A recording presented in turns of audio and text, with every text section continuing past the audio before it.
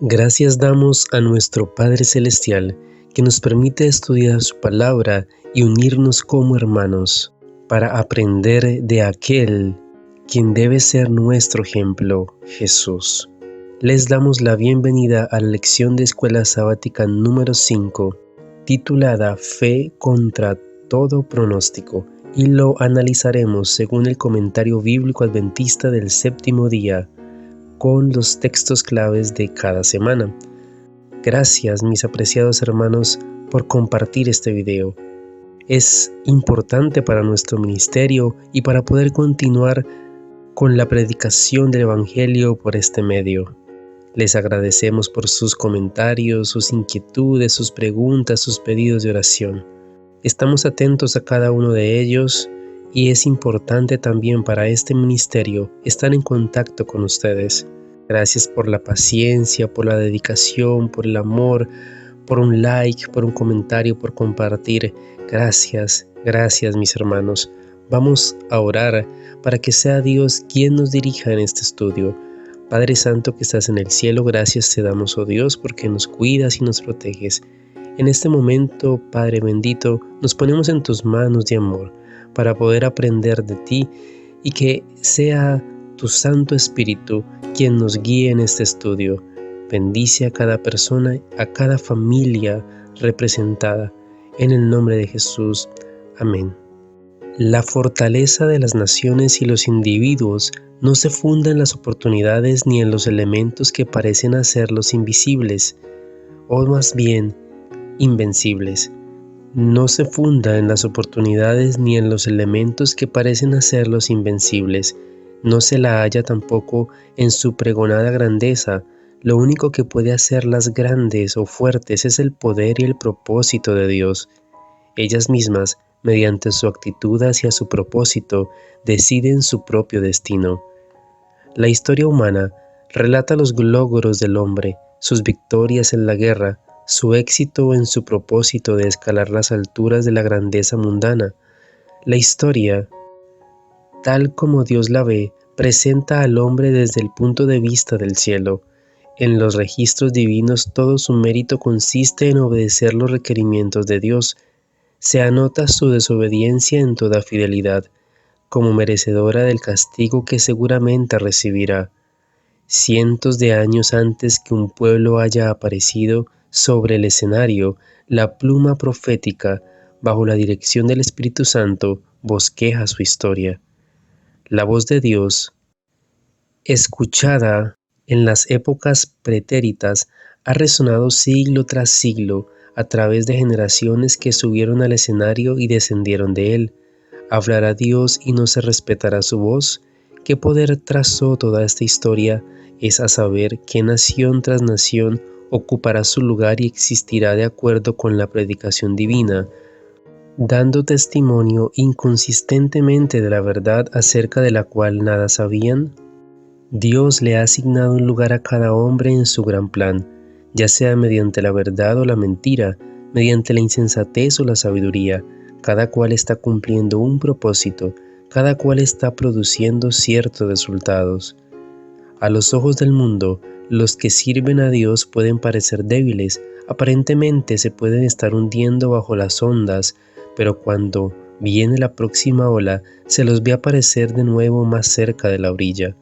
Yo les doy vida eterna, dice nuestro Señor, nadie las arrebatará de mi mano.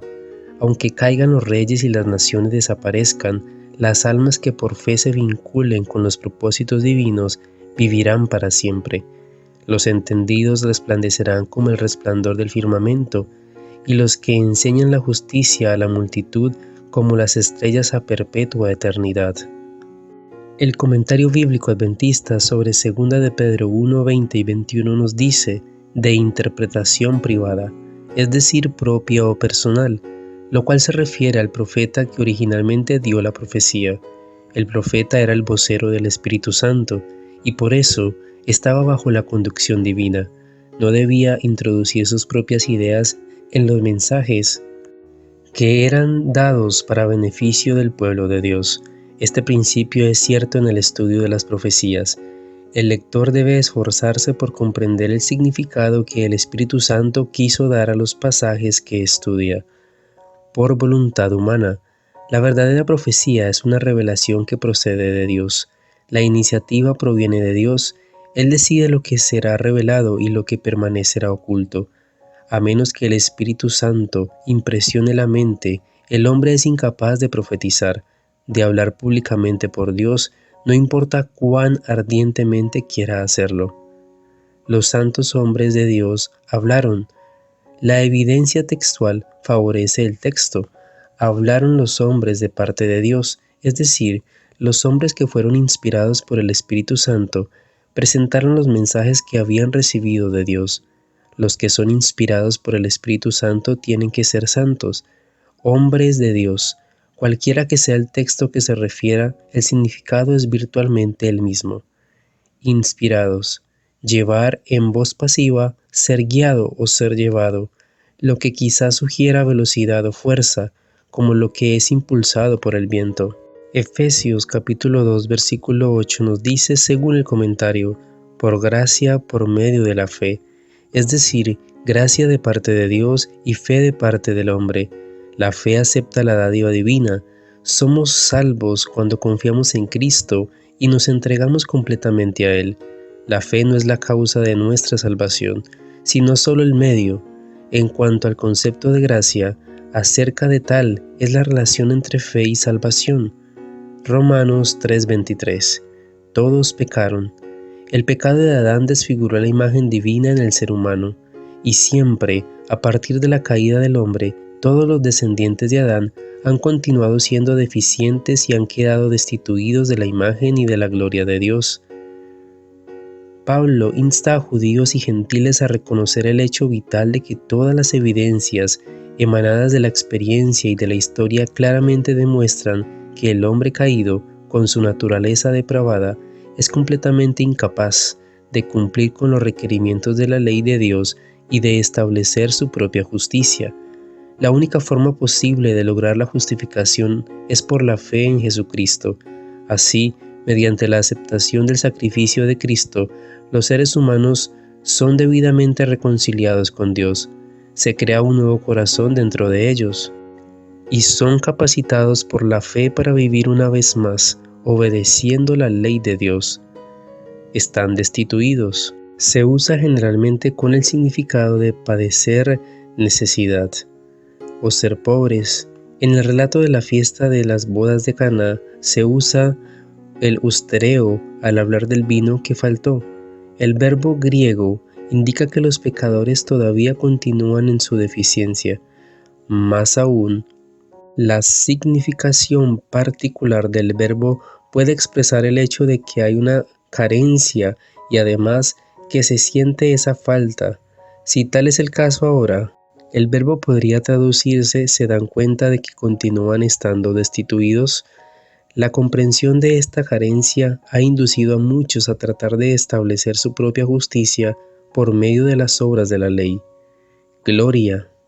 Se usa en dos formas principales, pero algo diferentes, aunque ambas se basan en el significado original del griego clásico, opinión, noción, reputación. Con frecuencia se la usa para significar honor, fama o reconocimiento. En este sentido se opone a deshonra, y por ello se la busca, se la recibe y se la atribuye a Dios. Si este es el sentido que Pablo le da aquí, entonces la gloria de Dios significa el honor, la alabanza o aprobación que Dios imparte, y de la cual están destituidos los hombres. Como Pablo está tratando este pasaje con la forma en que el hombre es visto delante de Dios y se refiere en el versículo siguiente a la justificación, el único medio por el cual el hombre puede recuperar la aprobación de Dios, el sentido de la gloria, podría ser apropiado en este contexto. Por otro lado, gloria también se usa en la Biblia para indicar brillo, apariencia gloriosa. A veces se usa en un sentido paralelo con imagen, parecido, forma o apariencia. La gloria revelada a Moisés era el carácter de Dios, bondad, misericordia y perdón. Esa gloria también se puede reflejar en aquellos hijos de Dios que son capaces de conocer, amar y parecerse cada vez más a su Hacedor. Por eso Pablo habla del hombre como imagen y gloria de Dios, sin duda porque puede recibir y reflejar la gloria divina. La revelación completa de la gloria y perfección de Dios es la gloria de Dios en la faz de Jesucristo. A medida que esta gloria de Dios revelada en Cristo refulge desde el Evangelio y penetra en el corazón y en la mente del creyente, lo transforma en luz en el Señor.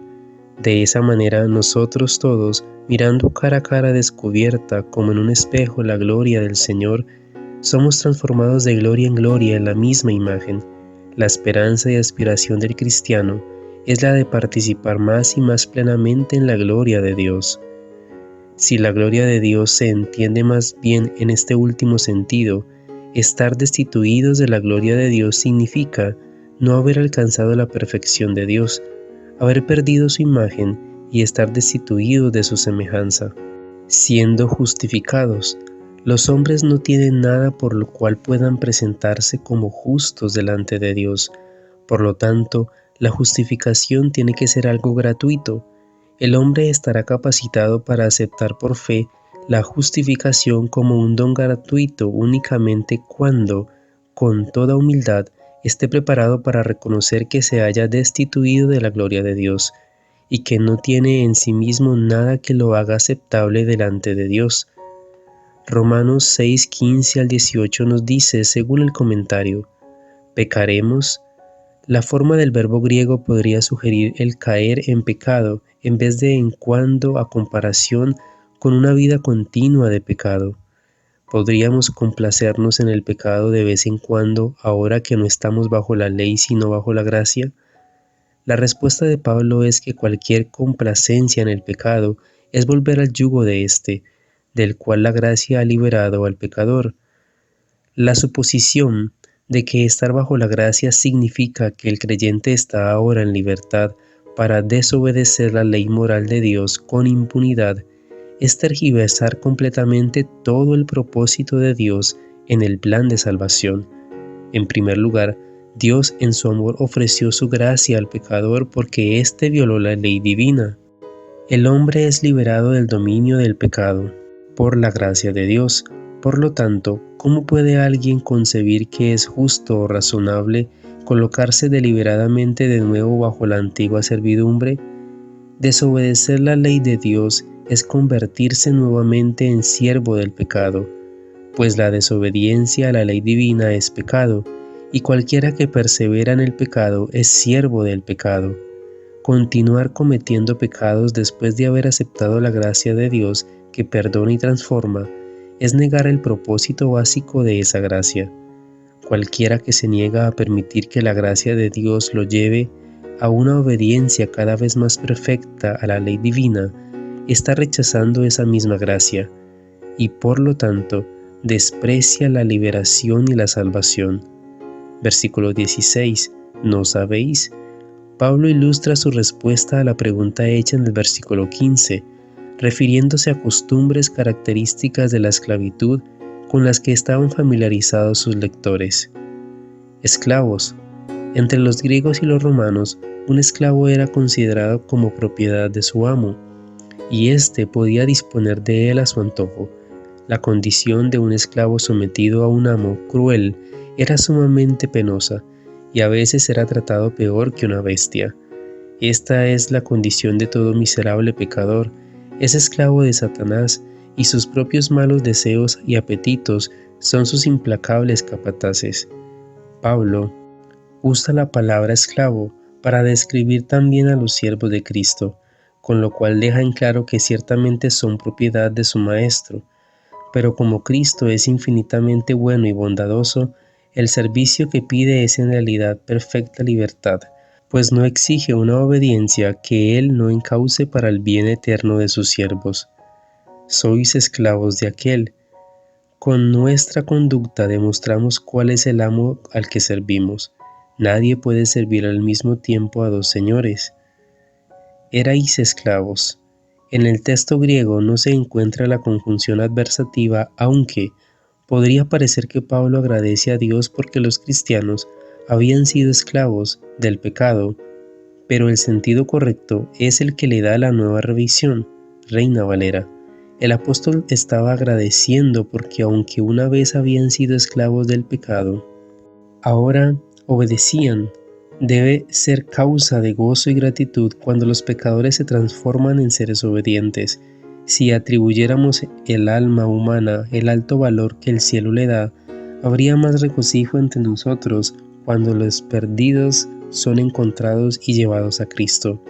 De corazón. Esta es la clase de obediencia que emana de la fe en Cristo. Es la respuesta del amor y de la confianza. Es obediencia bajo la gracia, opuesta a la obediencia legalista. No es forzada sino voluntaria y sincera. Forma de doctrina. Literalmente modelo de enseñanza. Una definición de forma modelo aparece también en el significado que parece más adecuado en este contexto, modelo o ejemplo.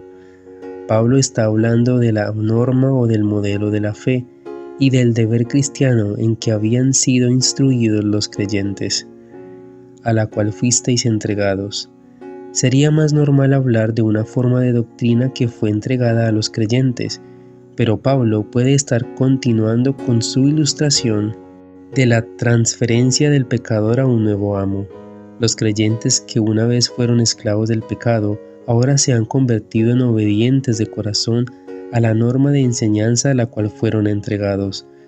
Vinisteis a ser siervos, o fuisteis esclavizados. La conversión significa un cambio de amos. El creyente es liberado de la esclavitud de la tiranía del pecado y se convierte en esclavo de la justicia, pero la esclavitud de la justicia es en realidad verdadera libertad. Los que sirven al pecado y a Satanás son esclavos de sus propios impulsos y pasiones, que a su vez están bajo el dominio del maligno. Cuando Dios invita a los hombres a que sirvan a la justicia, les está ofreciendo libertad. Obedecer a Dios es quedar libre de la servidumbre del pecado y de las pasiones e impulsos humanos. Todos tenemos que ganar una experiencia, y también tenemos cruces que llevar.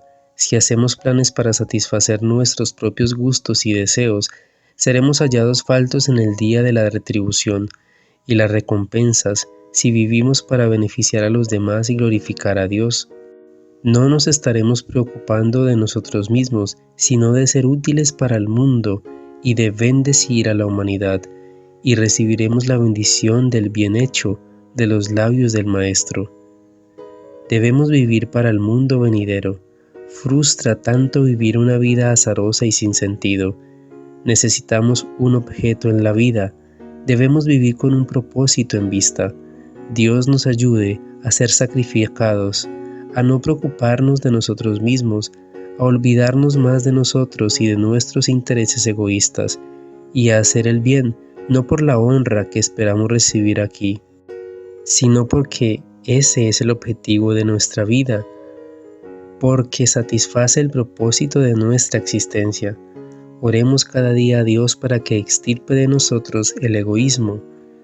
He visto que los que viven con un propósito que tratan de beneficiar y bendecir a sus semejantes y honrar y glorificar a su Redentor, son los verdaderamente felices en la tierra, en tanto que los inquietos, los descontentos, los que tratan de probar esto y aquello con la esperanza de encontrar la felicidad, siempre se están quejando y siempre están desilusionados. Siempre anhelan algo que nunca estarán satisfechos porque viven solo para sí mismos. Sea tu propósito hacer el bien y hacer tu parte en la vida con fidelidad. Hay apresuramiento y excitación. Los hombres invierten febrilmente su capital en bonos y acciones. Se enriquecen en un día y sin embargo están insatisfechos. Siguen invirtiendo víctimas de una loca expectación. Las acciones se vienen al suelo. El que era millonario en la mañana se convierte en un pordiosero al llegar la noche, y le parece que la mejor manera de solucionar el problema es la pistola, la cuerda o las aguas de la bahía. El dinero es una bendición cuando los que lo usan consideran que son mayordomos del Señor, que están administrando el capital de Dios y que deben rendir cuenta de su mayordomía. La Biblia condena el amor al dinero como la raíz de todo mal.